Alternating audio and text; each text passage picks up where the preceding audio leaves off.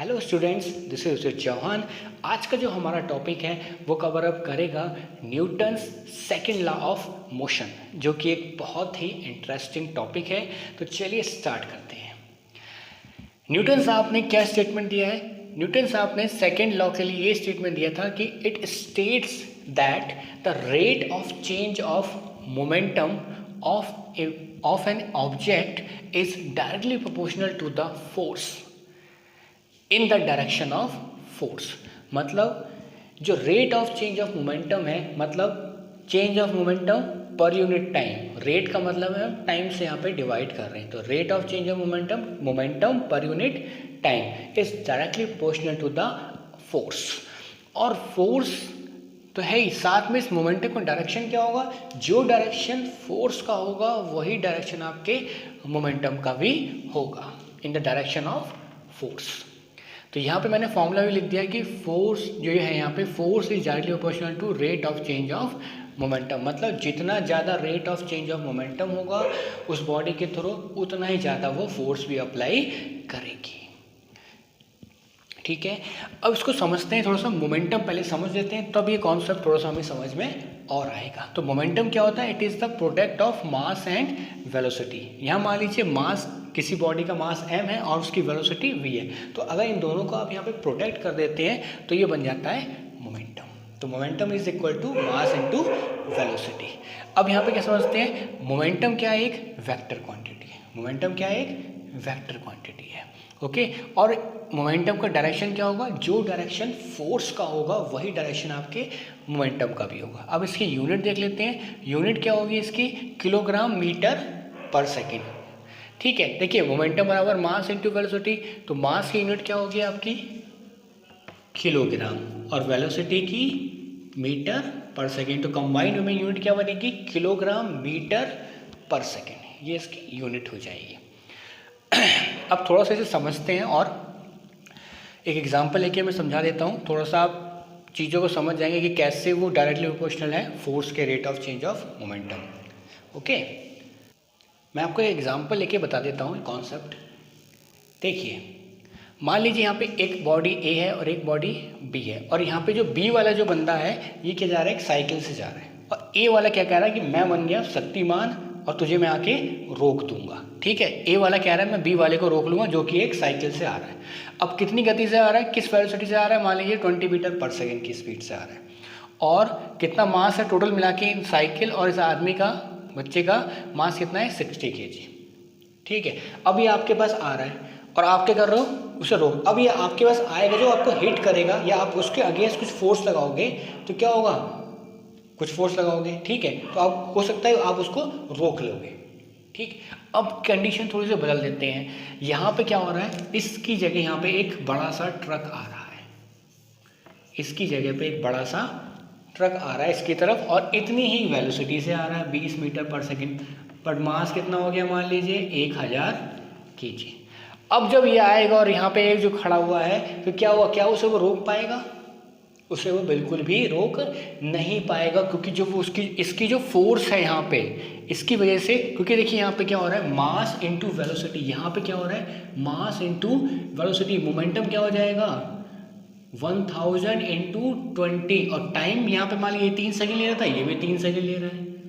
तो ये जो मोमेंटम हो जाएगा, चेंज इन, यह कह सकते हो rate of change of momentum delta P upon t, ये जो होगी ये वैल्यू बहुत ही ज़्यादा होगी। ये कैसे? तो सिंपल आप कहोगे मोमेंटम यहाँ पे बहुत ही ज़्यादा होगा। टाइम तो दोनों केस में सेम है, 3 सेकेंड।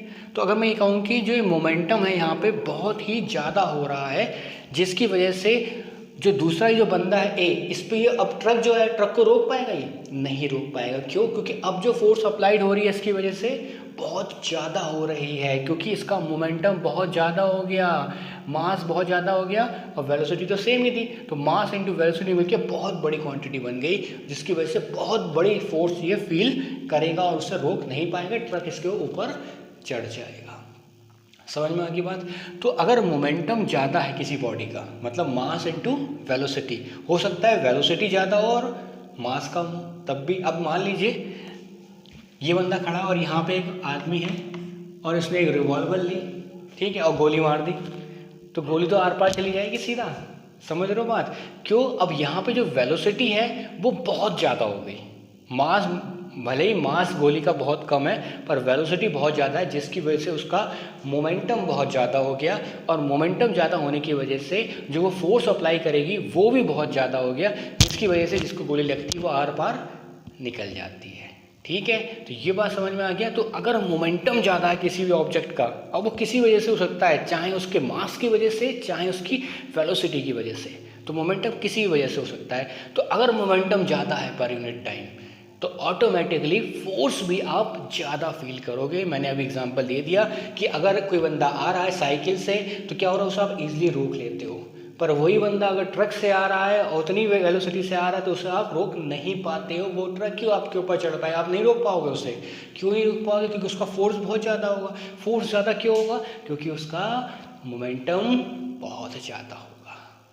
समझ में आ गया बात? कॉन्सेप्ट क्लियर हो गया बिल्कुल? ओके, चलिए अब यहाँ पे हम मैथमेटिकल फॉर्मूला ड्राइव करते हैं न्यूटन्स सेकंड लॉ का। ये भी कई बार पूछा जाता है, तो वो क्या है?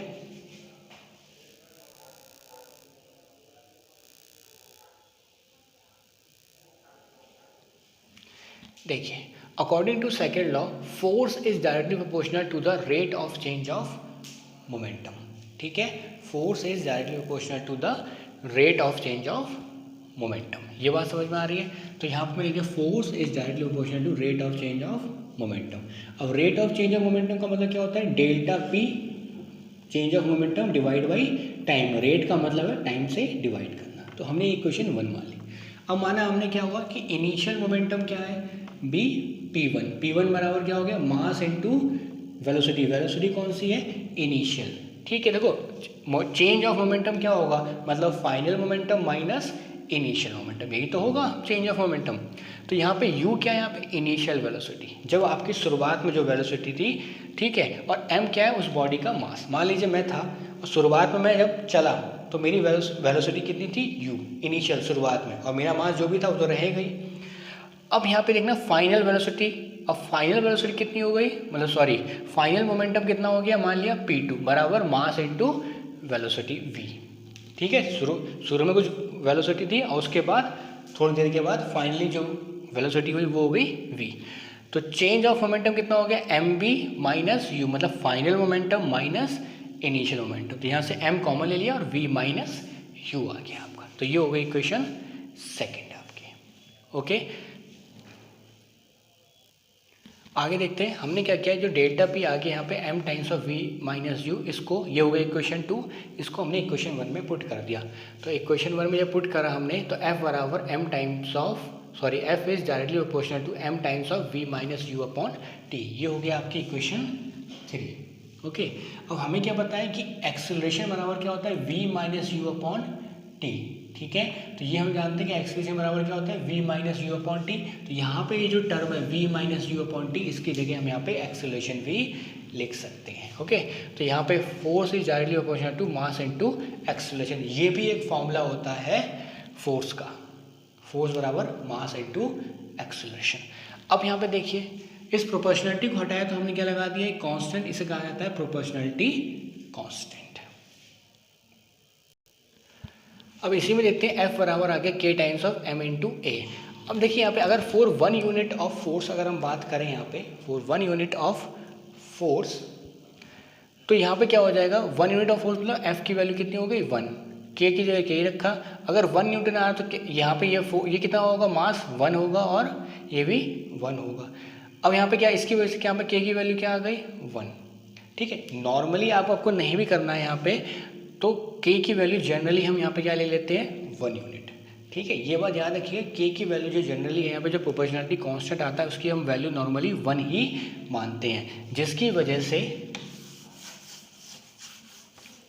से आपका फोर्स इक्वल टू हो जाता है मास इनटू एक्सेलरेशन। तो ये एक फॉर्मूला भी याद रखिएगा। ठीक है, एक तो फॉर्मूला हो गया आपका F इक्वल टू, ठीक है, m times of v minus u upon T. यहाँ पे जो डायरेक्टली प्रोपोर्शनल पहले लगा रहा था, मैं यहाँ पे इक्वल टू लगा रहा हूँ क्योंकि प्रोपोर्शनलिटी की वैल्यू हमने क्या ले लिया है? 1।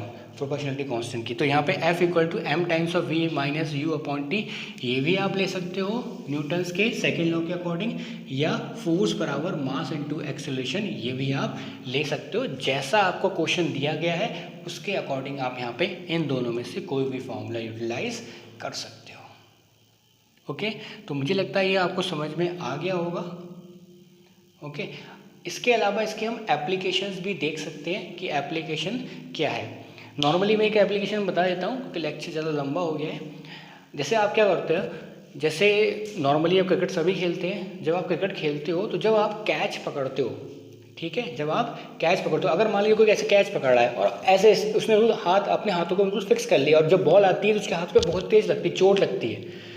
पर देखा होगा जो अच्छे कैचर होते हैं, जो कैच करते हैं, क्या करते हैं, बॉल आती है और ऐसे पीछे की तरफ हाथ ले आते हैं, जो बॉल आती है तो ऐसे पीछे की तरफ ले आते हैं, तो ईजिली कैच भी कर लेते हैं और उनके हाथों पे चोट भी नहीं लगती है। ऐसा क्यों करते हैं? तो यहाँ पे न्यूटन्स का सेकंड लॉ अप्लीकेबल है, क्योंकि मैंने क्या बताया, F बराबर m टाइम्स होता है v minus u upon T.